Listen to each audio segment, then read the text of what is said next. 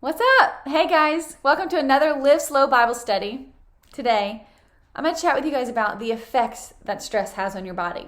Now, I don't know about you, I'm a nerd, so I feel like over the past almost decade now that I've been in this health and fitness world, like in this industry doing online like fitness groups with some women in my community, I've dug deeper into like what God says about our health and taking care of our body and kind of, obviously you might have heard that we should treat our body like the temple, and if the Holy Spirit is living within us and this is the one body that God has given us, let's honor God and let's make sure that we're our best so we have the stamina and energy to fulfill what He's called us to do.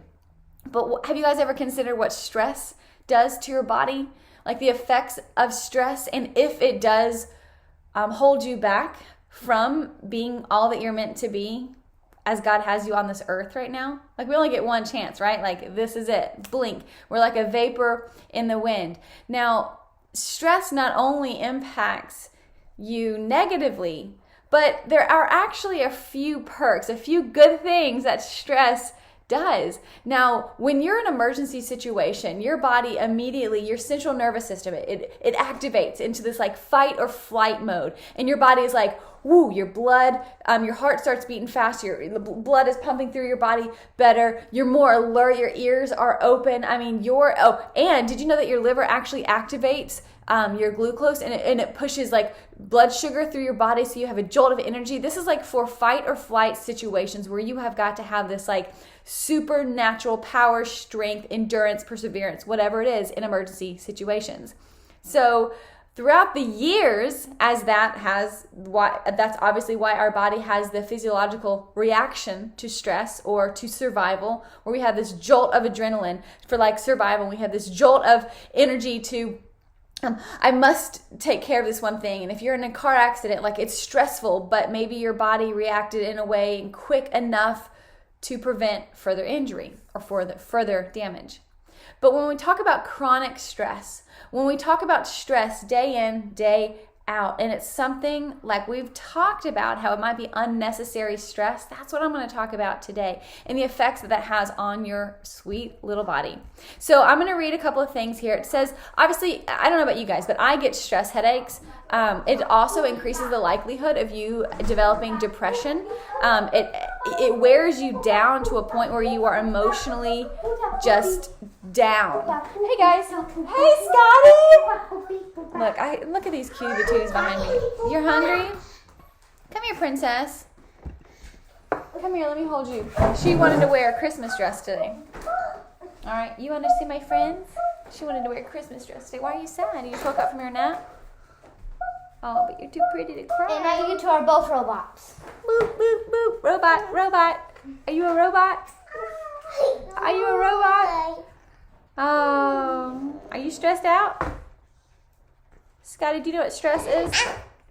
Oh, she looks stressed out. We're going to talk about this, guys, okay?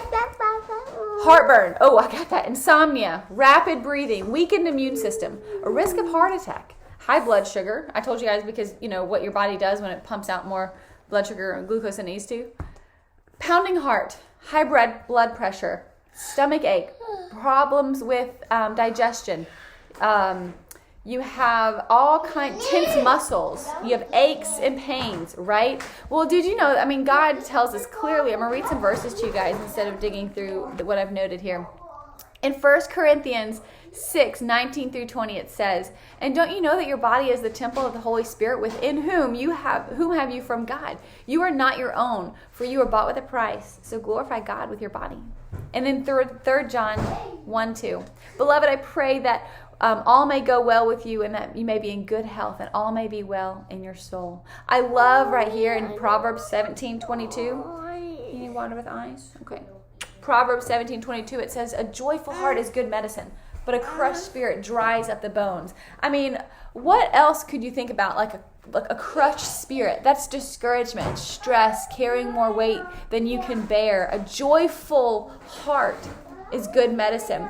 A verse that we have up here on my wall that the kids and I have been trying to memorize is Proverbs 16:24, and it says, kind words are like honey, sweet to the soul and healthy for the body. There is repetition over and over in the Bible about how our words can be kind and joyful, and what is going to create and generate peace in our life, and what's going to create and generate stress or agony or feelings of darkness or down or discouragement. There are so many negative effects of stress in our body. And personally, I know the effects of having heart palpitations, of having adult acne, of having stomach issues, having insomnia, developing depression at one point, because the stress, albeit, I had to walk through a tough season of my life, so I couldn't necessarily avoid those hard things. But now on the other side of that storm, on the other side of what I felt like was a pit, I see how there were things I was holding on to and trying to control that really God was like, Laura, just release your hands, because that's really not that big of a deal. All right. So we're working with some professionals, have some like family therapy stuff, and really have some big goals for this school year for the kiddos. And I remember her telling me, Laura, you just have to let the little things go. Like, if it's annoying, then you don't really have to address it, because let annoying things be annoying things. You don't have to micromanage it. You don't have to helicopter everything. And I thought, you know what? That's fine. I don't have to stress out about everything. I don't have to have this unrealistic expectation of perfection or this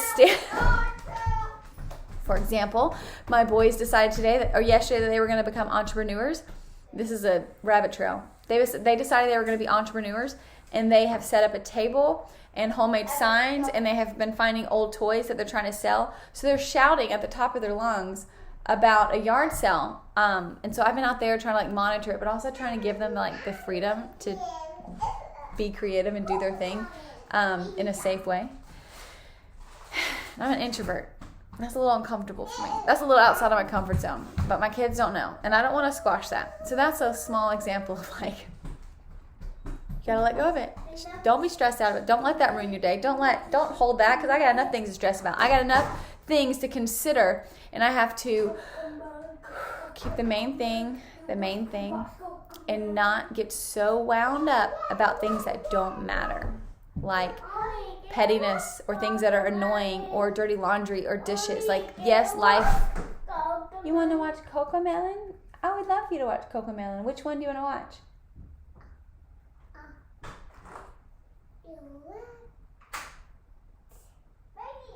Yeah? Which one? That one that sings? I love the side commentary I have with my kids. But this is what you get. So, love you guys. I appreciate the fact that you've been walking along this journey with us for several weeks about unnecessary stress, and how if we let that go, we're going to be generating much greater peace in our life. That's going to be calming and not just bring joy and happiness like we talked about last week. Not just making sure that our words are not just words, but we take action. But today specifically, if you want a healthier life, if you want to get rid of these ailments that are being caused by stress, this is where you can find peace. Let go of that unnecessary stress. It's bad for your health, for your body. Think about, do you see that graphic I have in my blog? You can Google it. I'm not a medical professional. I'm just basically reading what these doctors have researched and found. I'm like, yes, I have experienced this. Yes, I believe it. Yes, I have firsthand felt the repercussions of stress on my body.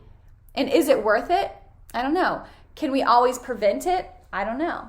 But if there is something I could do to train my body to not choose stress or not to choose to be wound up by unnecessary things, and I'm wanting to choose more joy, choose more slow, take the rush out of my life, which that causes a lot of stress for families. Trust God with everything, including our finances, our position, our future, our goals, our bandwidth.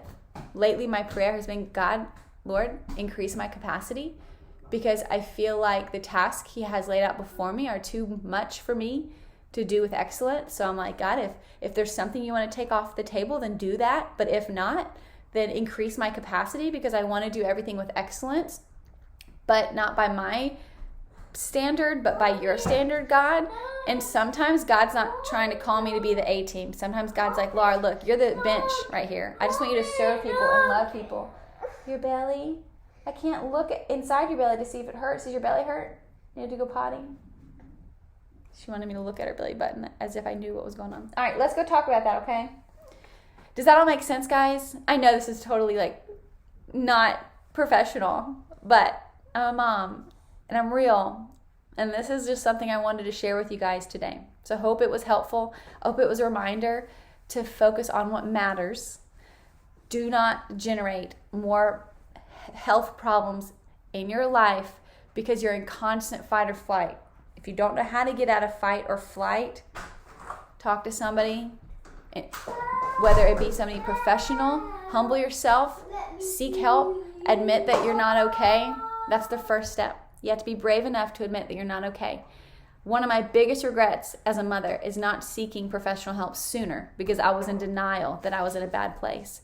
And don't let that be your story, okay? I gotta go. Bye, guys.